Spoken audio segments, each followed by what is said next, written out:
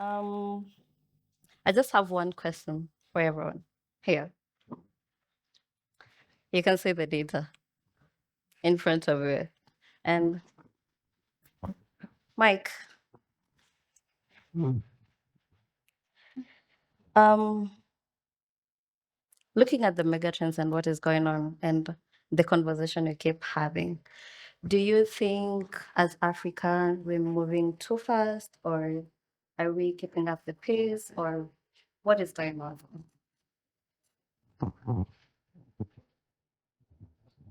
Okay, so I can see you're looking at me. All right, good afternoon, everyone. So I had a chance to look at this report, and what I would say is that looking at the kind of data that we are seeing, we are, yes, moving steadily, but not fast enough. Yeah. And if you look at the top three in terms of technology adoption, when you look at cloud, when you look at AI adoption, and also big data, I think it tells you something that the discussion has reached on digital transformation has reached the boardroom.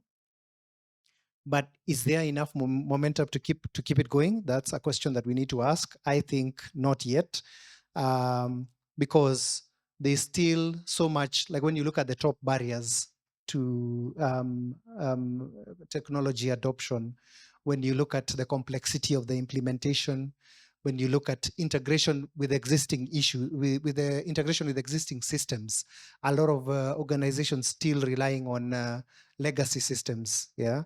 Of which now incorporating technologies like AI and cloud now becomes an issue, becomes a problem. When you look at the skill set as well, and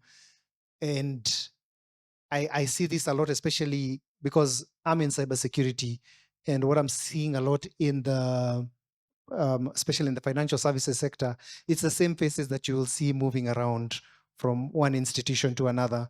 They just shift from one institution to another. So that tells you a lot that we are not churning out, we're not churning out enough skill to be able to go in tandem with the digital acceleration. I also teach part-time at a local university, so I'm in the academic space as well.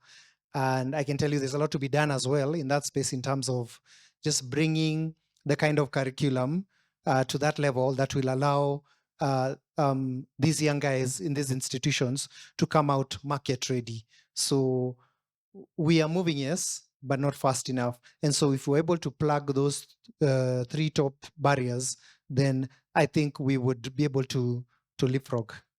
Yeah. Arnold? Let me borrow yours.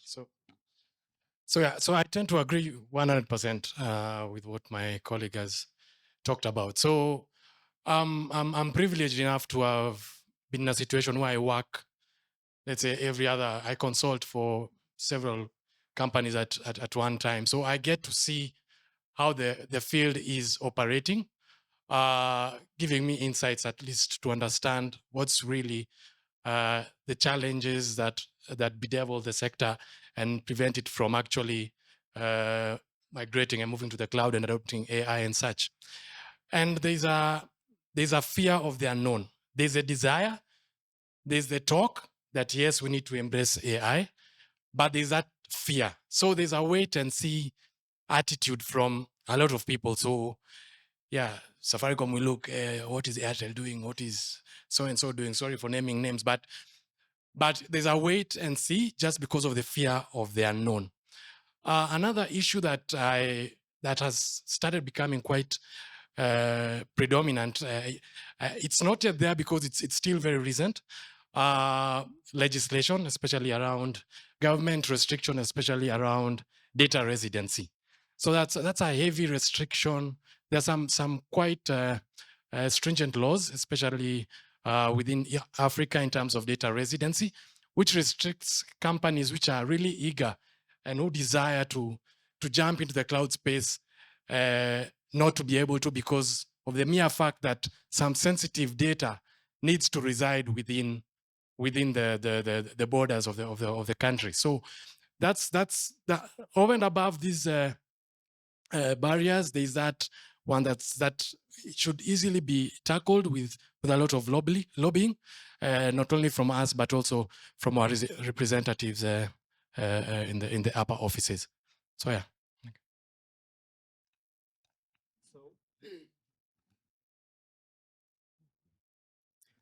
So I don't think we're moving fast or too fast, because I think the question was, are we moving too fast or are we moving slowly? We are obviously not moving slowly, because I believe about 70 or 80% of enterprise across Africa now, some of the statistics I've seen, is already on the cloud right now. And South Africa, I think, spends about almost $10 billion on cloud consumption through the infrastructure budgets for enterprises within South Africa itself. So that's huge, right? Like, so we've adopted, we've embraced cloud, cybersecurity. Obviously, we have to layer that on top of it. I think for me, where there's a gap is we tend to want to build solutions that mirror what the West has been building. We tend to want to build solutions within Africa that mirror an e-commerce platform that was done in Silicon Valley, or a banking app that works in America and the UK, and not necessarily to think through what does that mean in the constraints of Africa. Because in Africa, not everybody has a smartphone, not everybody has internet now, not everybody has or speaks English, for example, right? So we do have special constraints that are uniquely African. But the solutions that we are building when we adopt this new technology still very much is a reflection or a mirror of the West. And so when we come and we start to roll them out here, we start getting challenges. And that's because we haven't embraced that. So for me, that would be so I don't think we're moving too fast or too slow. I think we're moving at a pace, but we are forgetting that Africa's constraints are unique, and they're uniquely here. And so we kind of have to tweak. We have to adapt the technology. We have to adapt the solution to be able to work within the context of Africa. And I think once we do that, then we start to move a bit faster than where we are right now. So a lot of the slowdown is because we're not acknowledging the constraints. We're trying to make Africa look very much like the West. Okay. Do you think we are overestimating readiness and underestimating execution? Are we overestimating execution, underestimating readiness? Overestimating readiness Overestimating readiness. and underestimating execution. I think that's the one thing that every technology CIO in the room has to fight with, right? Like, this is the thing. Are we ready as a business? Can we execute as fast? And that's part of the friction conversation I spoke about in my previous presentation. Friction is your friend. The fact that your execution is going to be slowed down because of all these hurdles, board approval, no budget, then we have to find budget, make this work for the business, go back. Is the business ready for this? Does it add value to the business? All those conversations slow down execution. But it's important that that actually happens. So I don't feel we are underestimating execution. The reason why execution is slow is because of the friction I spoke about. But that friction is important, because then if you were to do something and it gets approval today and you run with it, 6 months down the line, you'll find that there's 6 other things you had not considered. Do you go back to the board now and tell them it failed because of these 6 reasons? They're going to be like, why did you rush? And so now you have to have that conversation, right? And so yeah, the execution slowing, underestimating the execution for me is more the friction. Yeah, I think in terms of readiness, speaking from a CIO's perspective, the CIO is ready. But how do you speak on your readiness and on the impact that this initiative is going to do? Can we speak business? Can we show that this needs to be done now?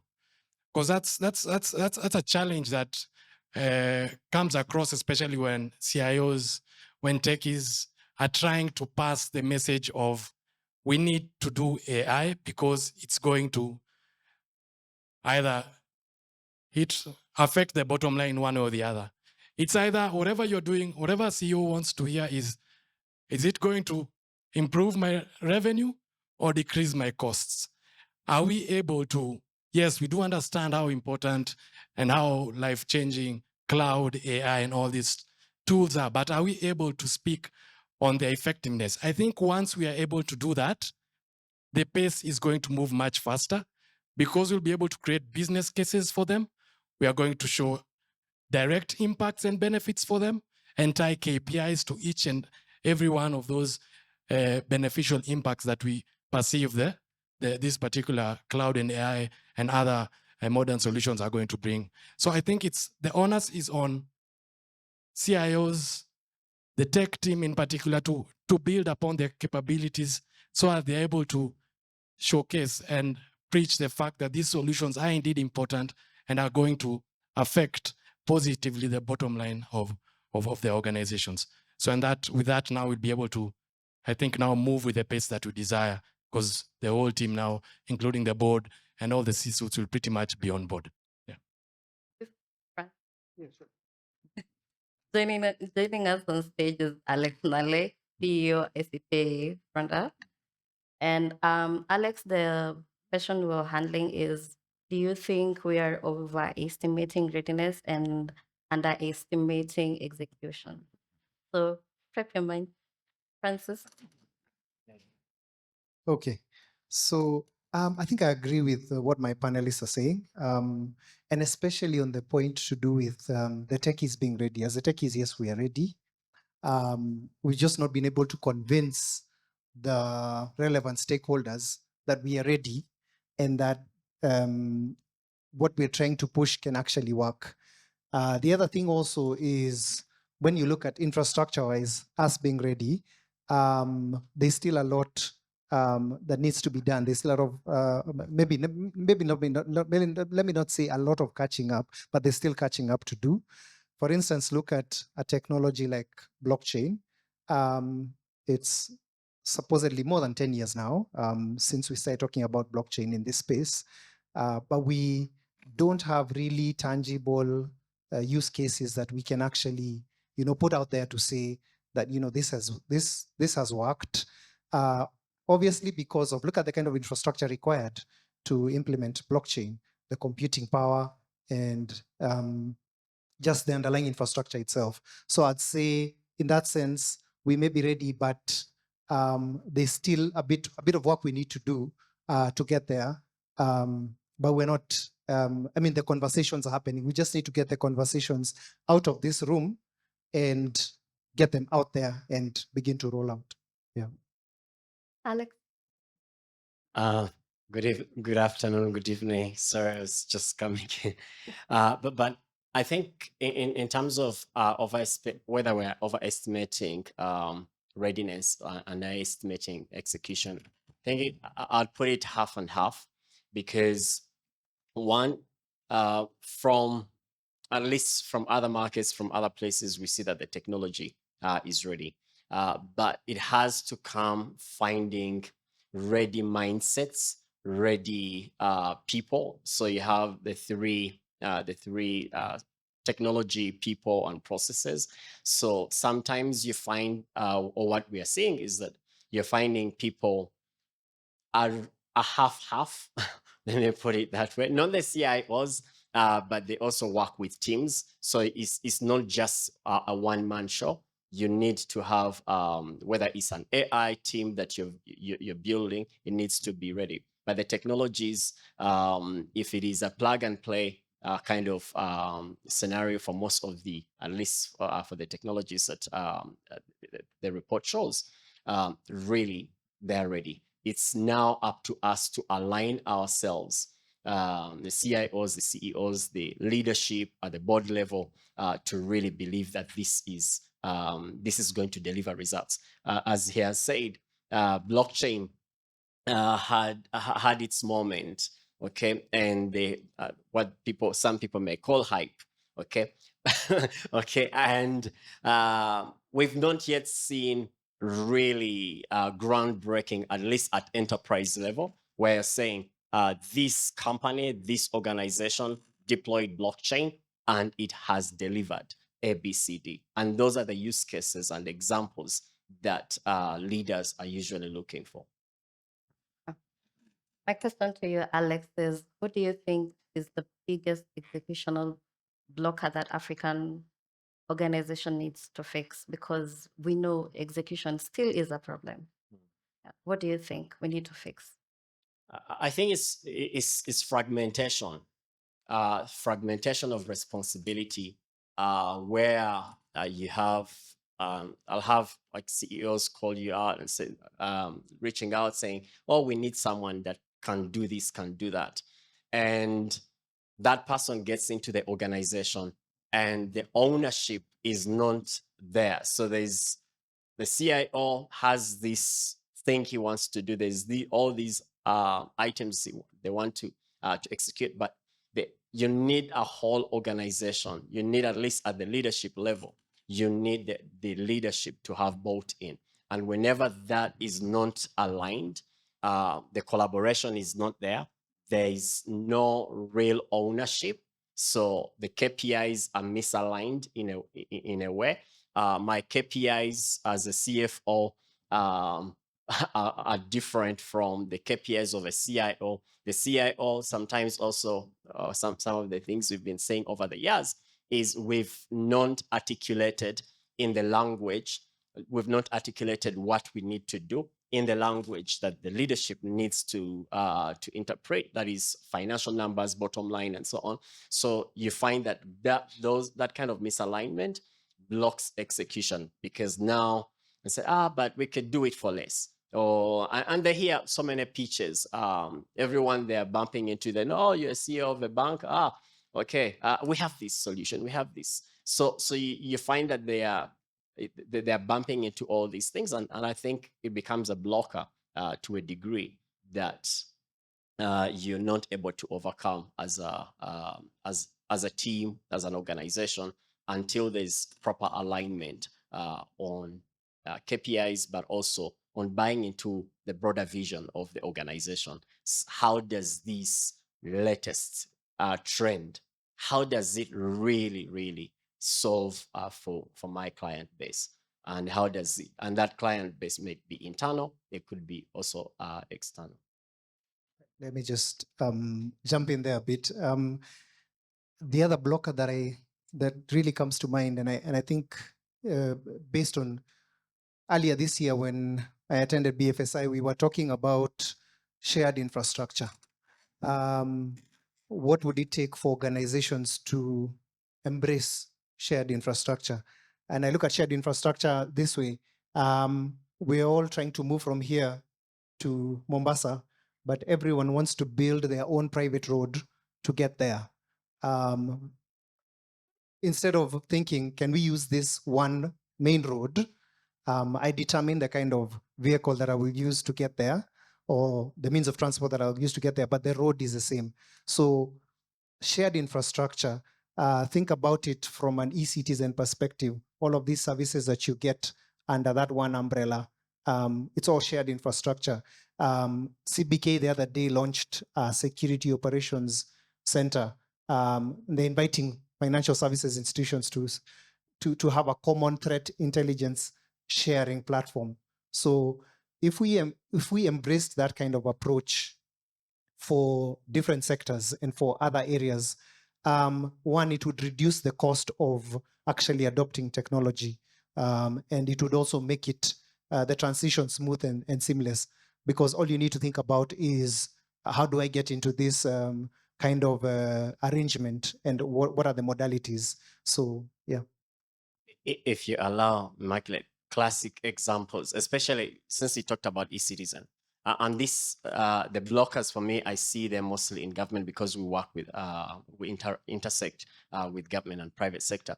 And you see them trying to build things that already the private sector has done, instead of building a shared infrastructure where I just need to come and plug in and provide a service. I don't need to reinvent digital ID. Okay, I don't need to do KYC, build my own KYC engine as an enterprise, as a business. I just need to plug into what is already existing. And sometimes you find that they're not, and then they're building applications, end user, and you say, why are you building this? There's a bunch of entrepreneurs that have already built this.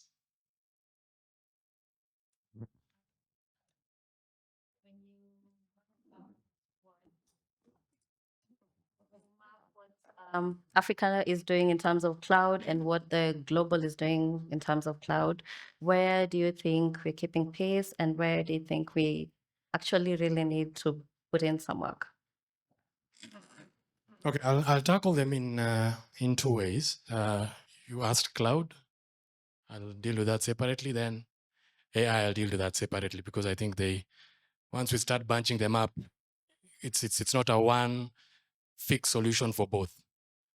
For AI, I think we need to just take a step back. How does AI work?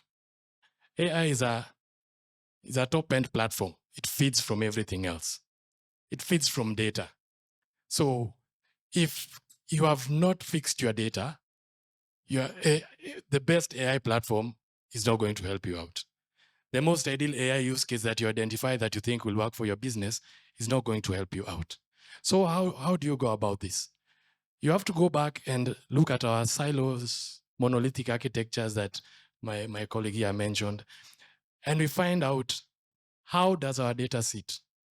Once we fix our data, ensuring that our data sits, now I'm going all techie, our data sits in the right schemas, in the right database structures, in the right formats, within the data warehouse, then now you can think about implementing your AI solution. Because otherwise you'll be plugging it into a single platform somewhere and it picks very nice information from that individual platform there, and that's more easily said than done. Because majority of organizations have a very spaghetti architecture. They have a ERP that was done, I don't know from which decade, a very modern BI solution, modern state-of-the-art core banking solution or ERP or whatever, but they don't speak to each other. So every application which has an owner, that particular owner owns that data and they want an AI solution that's going to speak to that particular application only. But that does not add any value to you as a C-suite member who wants to get the right analytics.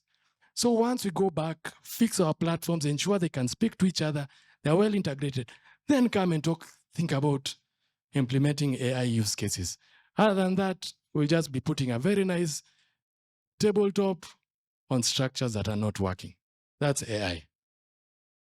For cloud solutions, in my view, we are ready to embrace them. We are more than ready because cloud solutions, the IT practitioners who have been trained from years on end, cloud is basically whatever was there physically that is being taken up there. Nothing really changes. Everything that was hard now has become virtualized. So our teams here, our students, our practitioners, they all understand cloud in one way or the other because it's just virtualized applications, virtualized infrastructure, networks, and whatnot. So they do know their stuff. It's just that are we ready to take it up?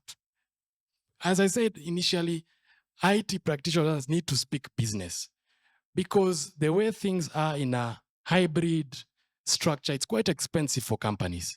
And you're not able to, once you're able to speak to the fact that cloud could actually be cheaper in the long run, as opposed to these licenses that we operate, that we run annually for maintenance of infra and all that.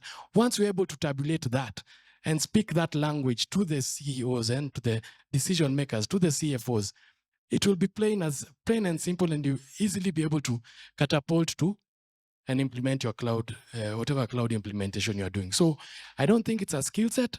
I think it's just an approach that we need to change from a cloud strategy perspective to show that indeed this thing does bring value possibly not in the short term, but in the long run for the company. So I hope I've not gone all classroom lecture on this.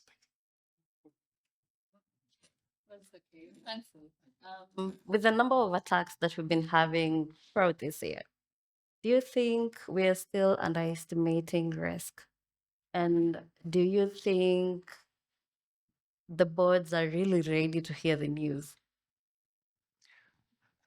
To your question, yes, I think we're still underestimating the risk that's out there, especially when you look at most organizations' approach towards security. When you look at the number of organizations that actually have uh, information security policies in place, or when you look at the number of organizations that actually have a cybersecurity budget in place, and when you look at the practice, even within the various organizations towards security, it's an afterthought. It's not embedded in the entire process. It's not become a culture for us, because cybersecurity is supposed to become a culture. It's something that has to be pushed from the board going down. Look at the attacks that we had on Monday on government websites, and just even the approach, the communication about the attack. And I must say that this time I was a bit more impressed because the recovery time was a bit better than when we had the first attack on Anonymous Sudan. But coming back to what you've asked me, are the boards ready to listen? I'd say yes, they are. It's just that we are not communicating, like my friend said, we're not communicating in business language. He said IT practitioners need to learn how to respond in business language. We are not responding in business language. So they do not understand. When you go and say that we suffered this number of attacks this year, or these are the number of attacks we're able to block, so what? You get. So I'm thinking as a CISO, as I'm going to my board, I need to be able to have proper metrics that I can present to them and be able to tell them that if I get this tool for my SOC, it will enable me to improve my mean time to respond, my mean time to contain, and my mean time to recover. And then I go ahead to now break it down for them. If I'm able to recover quickly, it means the business is spending less hours being down, and therefore we're not suffering more losses. And as he said, they're listening to bottom line. It's what is the impact on the business, both dollar and reputation wise. What is the impact? That's what the board wants to hear. So yes, they're ready to listen, but we're speaking Spanish to them. Yeah. So, what do you think needs to change? Do we need to teach CISOs how to speak business, or what do you think?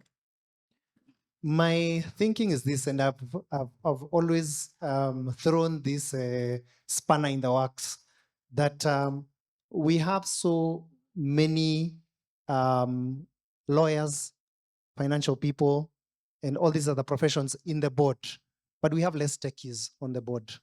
And I've always said it's time to disrupt the board, and I'll keep saying that. This time we had more techies on the board, techies who can understand that language and be able to also translate it to the rest of the board members. But also, it's time for techies to also learn to speak that language. And you can only learn how to speak that language if you if you fully understand where the business is going and what the business wants to achieve. But I think the key areas where we keep missing it, on the issue of what needs to change, you asked me, we need to focus more on identity and access management. We need to look at supply chain. Are we focusing too much on, are we doing our due diligence properly enough? What's our vendor risk management policy before we onboard these third-party suppliers? Are we having the correct standard for them in terms of this is what it takes for us to onboard you? And are we vetting them, every year? Because a lot of attacks are emanating from supply chain, because you may have the correct tools in place and your cyber resilience may be, at par, but your suppliers are failing you because they don't have the proper security practices in place. Yeah. Alex, do you think we as Africa, we're dealing with talent gaps or mindset?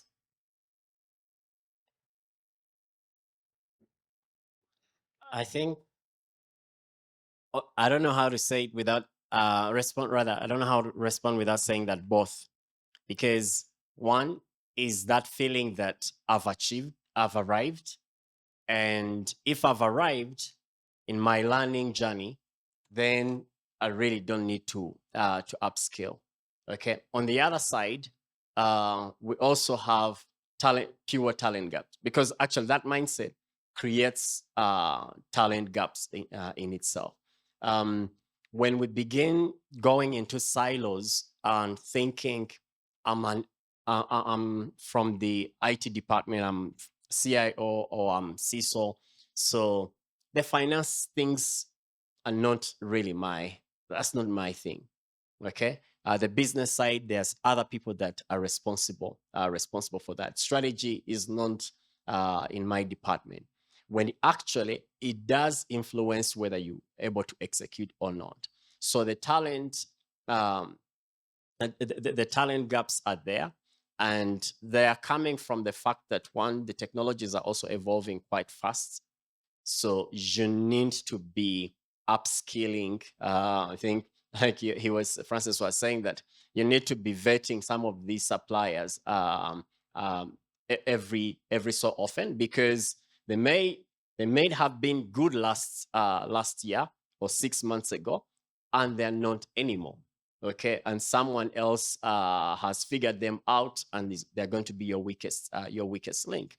So I believe we need, if we're in the tech and the digital transformation space, you really need to, guys keep us, whoever, or the guys that are inventing some of these things, they keep us awake. They keep us on our toes, that we need to keep learning. So the training and upskilling cannot just be something on our books. We need to go look at what are they skilling? Are they skilling things that are actually relevant today? Yeah. Or are they teaching them languages or systems and technologies that are for yesterday? So it's a bit of both, honestly. Do you think there is a realistic fix for this?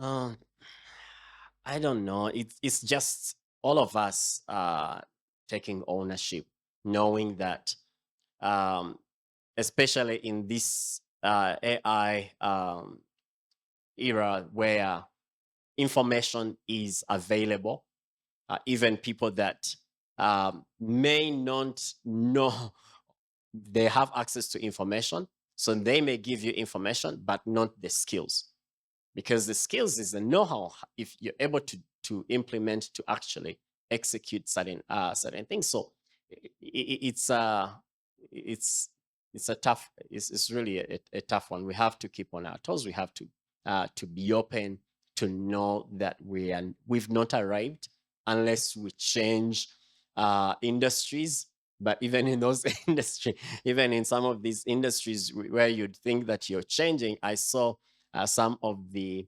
applicants in the CIO 100 awards, they're disrupting, they're applying IoT, they're applying all these other technologies. You'd have thought that some of these organizations or some of these sectors are not aware, but they are aware. They're also disrupting themselves. So there's no other way. We have to keep learning. We have to keep reskilling, upskilling ourselves.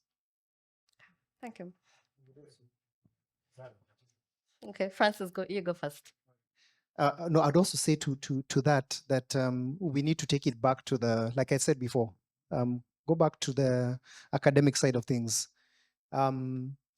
What is it that is being taught there? Because when you look at most of our universities, whatever syllabus is being taught is what was there so many years ago. Yeah, guys are still learning the same thing. So can we now begin to change the culture and change what is being taught there and make them market ready? Because once they get into the market, it's you dive in and you start swimming. There's very little that you need to learn on the job. So if we now go back there and begin to make disciples at that stage and bring them up all the way to where we are, then we'll not be talking about this skills gap issue. It will be a thing of the past. Yeah. Mine is just to echo what Alex and Francis have said, but now to a different angle. I think as CIOs, as IT, I'll throw this question out, and it's something that really disturbs me quite often. How many CIOs transition to CEOs?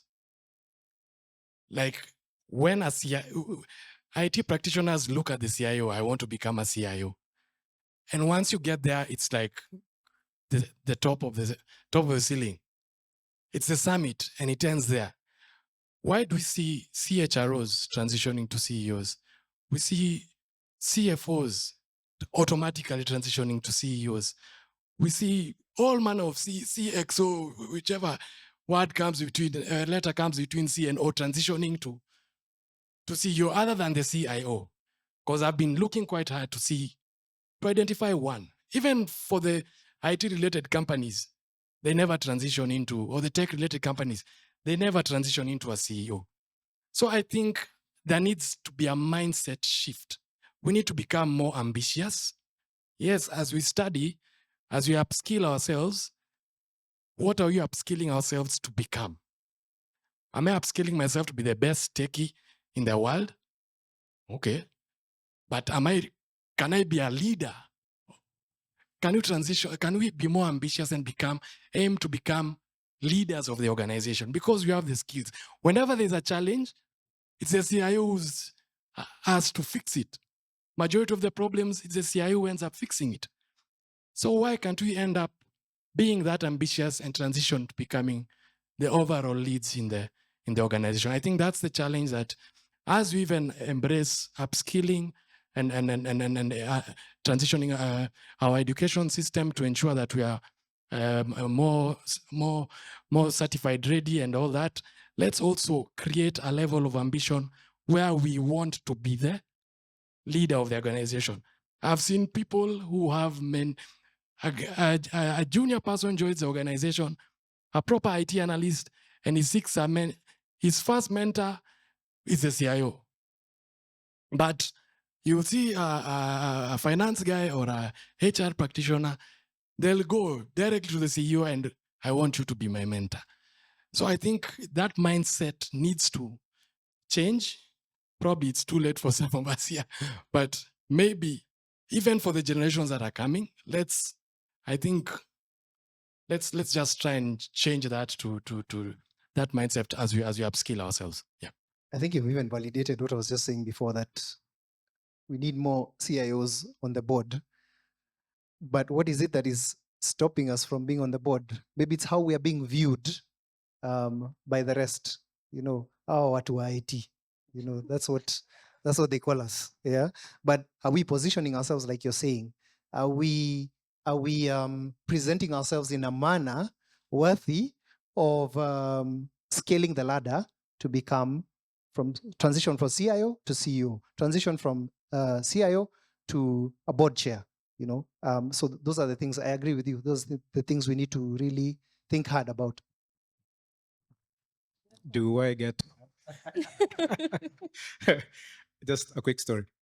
While I was coming from Nairobi to here, I had a conversation with a friend in the car, and they wanted to do a techie certification, another one. And that's the problem, right? Like IT people, we keep piling certifications upon certifications, but they are technical. No one is trying to pursue a business side, certification. No one is trying to get into risk and understand that better, or move into commerce and understand or finance, right? Do an MBA, like as an IT person, CIO stroke. You have your MCSE and all of these technical certifications, but why don't you add MBA to that, right? Because that's the business sort of focus. And I think that's sort of part of the problem. We are good at what we do, and we fear to step out of that box because we're the people who get called when Cloudflare starts making noise. Like, we're the people. IT guys yesterday were being called left, right, and center, and they're trying to fix that, right? Because it feels good to be that person that the organization calls, and you're the one who's going to solve the problem. You don't want to be the person who doesn't have the answers. Usually the CEO doesn't have answers. He's dependent on everybody else in front of him to figure this thing out, right? And so I think that's part of it. The other thing here as well is we don't have a structured.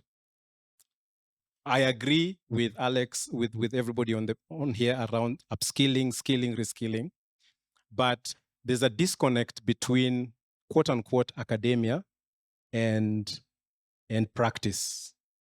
Out here, we are hiring managers, and the technology sector changes so quickly, and the person we are hiring today becomes irrelevant in 6 months, and the job description changes, and we have to change that JD and look for a different person. But academia hasn't shifted as quickly to be able to give us that person, right? And part of that problem is because we as practice are not talking with academia more consistently. We need to do more. We need to be able to go into academia and tell them that these are the gaps. Academia is not making that leap to come to us and ask us these questions. So there's got to be a forum where academia and practice can meet, the tech side, and also the practitioners, and be able to figure this thing out so that the talent that is being churned out of our institutions is ready talent that tomorrow when they come in to do ML, it's because the organization is ready for ML, but they are ready because they've been trained to be able to do that. Right now we're going into AI. How many people can you today, if you say you want an AI engineer in Nairobi to come and work for your company, how many applications are you going to get from Nairobi? I bet you it's going to be very few, right? But then even the ones that are calling themselves AI engineers haven't gone through a structured system that actually empowers them by the time they have that paper that you can be sure that they're actually coming to do. So there's a gap there. There's a syllabus gap as well. Even within the things that we're training, the programs that are being created right now around, say, for example, AI, who has figured that curriculum well enough to make it comprehensive enough when AI changes every 2 weeks, right? Gemini releases this thing. You thought it is agentic AI that is running on, N8. Then, ChatGPT says OpenAI, they're going to run this one on top of their platform. So that is moving so quickly as well. It means that we also have to adapt in our training to be able to move that quickly, so that we are not sending out people who are stuck in the same talent or skills that were practical 2 years ago, right? Things change. So there's got to be some rethinking around how curriculums are built, how institutions that churn out technical talent, all of that needs to be able to happen. But that can't happen if practice and academia are not actually coming together. I'm using academia in quotes because there are other institutions that might not necessarily call themselves academia, but that professional training centers, right?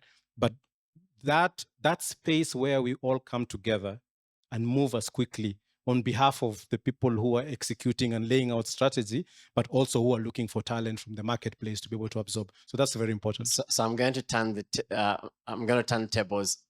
Since Makil is from CIO, you're the only CIO magazine or DX5 are the only people who convene CIOs and can bring us all together. Otherwise, we're all in silos. How can you help fix this syllabus gap? Because you're the only one really with the convening power. And the hunter becomes the hunted. Well, I can refer you to our training institution, for upskilling and all, but Because How the do you want to syllabus fix gap Timothy is talking about is very serious. Yeah. But at the same time, if every CIO is trying to fix it on their own, then it's also not going to work. At least system-wide won't fix the problem. And academia are busy also, but at least you can go over to academia. go ask Harry? I think Timothy, you really challenged me. I'm not doing another IT certification. I'm done now. Don't do it. So, Timothy, when you look at AI adoption, like it's written there, at 54.8%, do you think CIOs are just getting budgets just because of the hype, or is it for actual business value? I don't think it's hype. I think these are the submissions, that were received mostly from business and enterprise. And these guys have a structure in which, by the time a project is approved, it goes through a lot of checks and balances, right? So if that number has jumped all the way to 54.8, then definitely the board who have approved these projects have seen that these projects are adding value to the organization. The flip side is also true, that every board is being asked, what project have you guys rolled out in AI? Because everybody else is doing it. So now you're under pressure to approve whatever AI project that has actually come to your table, because your peers, when you go to the country club and you're playing golf, they're like, we've done this one on credit, we've done this one on, fraud management. And then you're sitting there like, the last project I did was cloud migration, but I'm not going to talk about that. So you have that pressure to want to show that you have something that you're doing with the organization. I don't know what percentage of the 54.8% falls in that category, but I believe it's a small percentage. The majority of that, definitely, those projects are adding value to the organization. And hopefully, after attending the masterclass, these guys are going to go back and that number might jump next year, hopefully to 80. Is showing. I think the real value for AI right now, especially it depends on the sector. It depends on the sector. Internally, knowledge management portals that used to have new people coming in and they have to read documents can now have a conversation with the knowledge base. So you have a knowledge base. Think about onboarding. When a new person comes into the organization, they have to meet 10, 20 people a week just to be onboarded. This is our policies, these are our regulations, these are the structures, this is what you should do. This person does this. The chatbots that I see that are adding value internally are the ones that are written, that are built on top of the knowledge base. And so you can just chat. So a new hire comes in and starts to ask questions. Do we have a policy on what is it called? Using a cab in the organization. And the chatbot will come back and say, yes, we do. Here is a link. Click, read that. What do I do if I want to request for leave? You're just chatting with the chatbot and it will tell you our policy says X, Y, Z. Whom do I contact when I want to do this? Our software is this. Click on this portal and then you'll be able to log in. If you haven't created an account, check with IT. So you're having this conversation with the chatbot. So internally, there's value in chatbots that are used for onboarding and for knowledge management. So there's that bit. On the external side, on the enterprise side, anything that reduces churn, reduces the number of customers that leave your platform, those ones are now getting traction.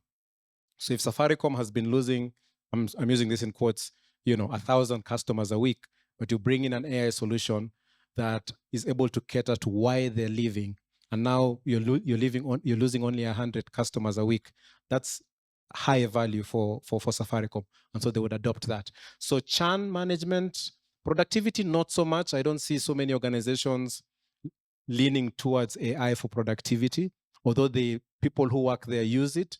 But as far as management and as far as leadership is concerned, has anything been approved around let's use AI actively to do report analysis and whatnot? Most organizations haven't reached there yet, but yet the team is using AI to be able to do a lot of that stuff. So those are the two areas: internally within knowledge management, knowledge bases with chatbots, and then externally with customer churn management to make sure that you're not losing customers over time.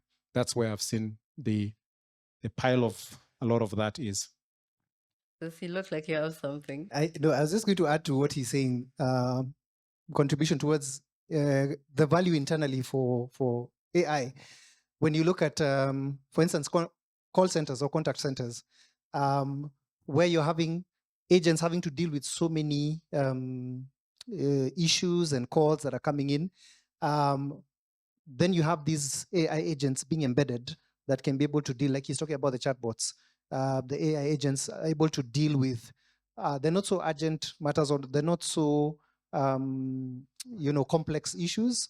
And then whatever is going to the actual agent is now something that has been escalated, which really adds value in terms of, you don't have to hire so many call center agents.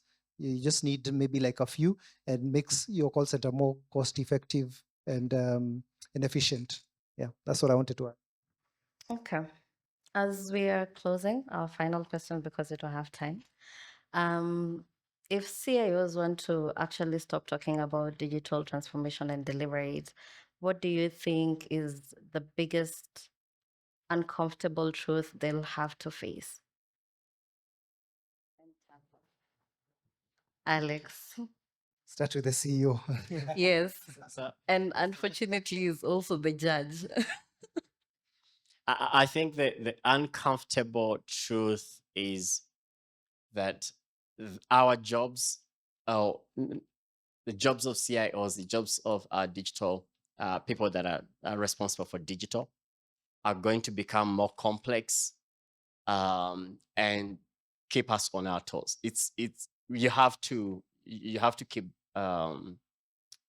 you need to stay on your toes in order to make sure that you're delivering, you're executing. I wanted to just give an example of what Timothy was talking about on productivity. I have a team that has been building we're working on a project, and we started in June, and we're supposed to pilot around August. It's really full scale e-commerce kind of project, and the guys worked on something and built. You know, I've had these guys for the last 4 years, but it was the fastest. It was the fastest code I've seen them deliver. And later on, and it's been working very, very well. We've gone to market and everything. And asked this guy, what changed? And he said that without AI, I would have needed 12 months to actually do this. So there's really a lot of value, but the uncomfortable truth in this is that we need to get out of the, let me call it, to get it out of the behind the scenes. I think you say people are using it, yeah, but it's not at enterprise level or at organization level. We need to come out full scale and say embrace it and adopt, because I think that's when we are going to really get extreme value out of it. Francis. Okay, for me, the difficult and uncomfortable truth for CEOs is the fact that you have to spend money to make money. And in this sense, that technology is changing, as we've seen. In the next 6 months, we don't know what's going to happen. In the next 1 year, we don't know what's going to happen. So we have to be ready to shift with the times. And the CEOs need to be on the lookout for what's going to make me leapfrog my competition, or what's going to put me on top. And so out of all the issues that we talked about, from the skill set, looking for the right skill set, looking for the right teams internally, looking for the right infrastructure and tools to use internally. I think it's just to find out what kind of technology is going to align perfectly with my strategy, and how will it help me to achieve that strategy in days to come. Yeah, so from my end, for us to digitally transform, based on my experience, what I've seen, the first thing and the most immediate thing that we need to do is fix our issues first. Fix our back office, fix our back end. Because procurement is very easy to do. We'll buy a new tool, you'll press procurement to approve your purchase requisition. Then the vendor is there and they start implementing. And they do a fantastic tool. But when it comes to data migration, for instance, and you want to migrate your data into the new platform, whatever it is, it becomes a headache. Our processes are not standardized for a majority of organizations, because one way or the other, we are using our proprietary processes, which are so special to our organization. So every organization has its special way of doing things. Therefore, you have to customize everything. Procurement is procurement. HR practices are HR practices. They're all standard globally. So first thing, standardize our processes, make them easy to transition into new platforms, clean up our data, ensure our architecture at the back office, every application is talking to each other, accurate data is sitting in our databases, then transitioning is going to be very easy.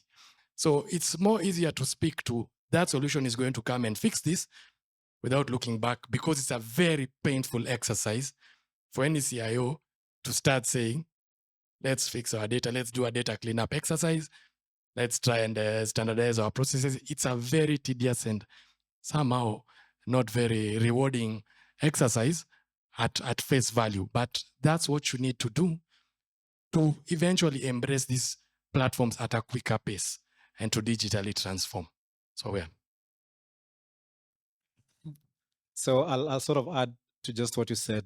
There's a term called technical debt, which I think you've basically spoke about. But I want us to sort of think about going beyond technical debt and think about value debt. I think the reason why digital transformation is not moving as quickly as we need it to go is because we keep forgetting that the four value streams I spoke about earlier. Most of my decisions and all of my decisions I make as a CIO are based on four things. Value number one is our business organization making more revenue because of this? If it's not, why are we wasting time and resources on it? Value number two, is this helping us to not lose customers as quickly as we always did? If the answer is no, there's no point of actually looking at it, right? Number three is around risk. How are we mitigating risks? Does this thing bring in controls for us to be able to manage risk? Is this thing bringing in compliance so that we can manage risk?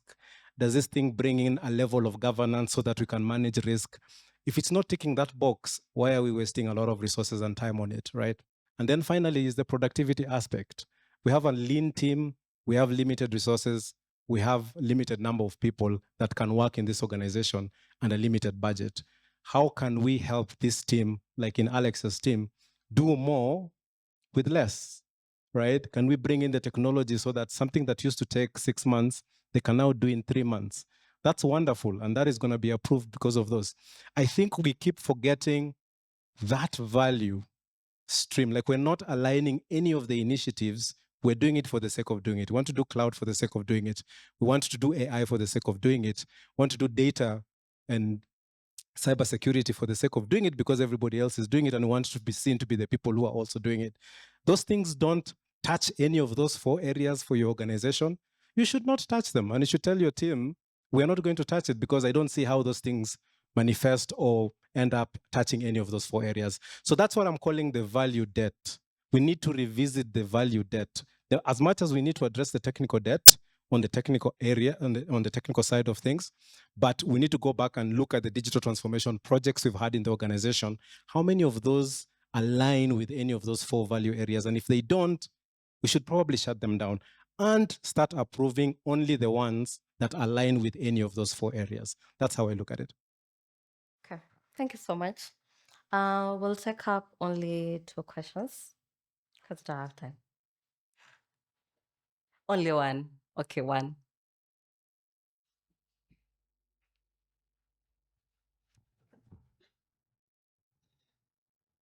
Burning question, I call it. Burning question.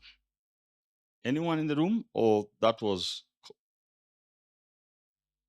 I think you guys were very persuasive.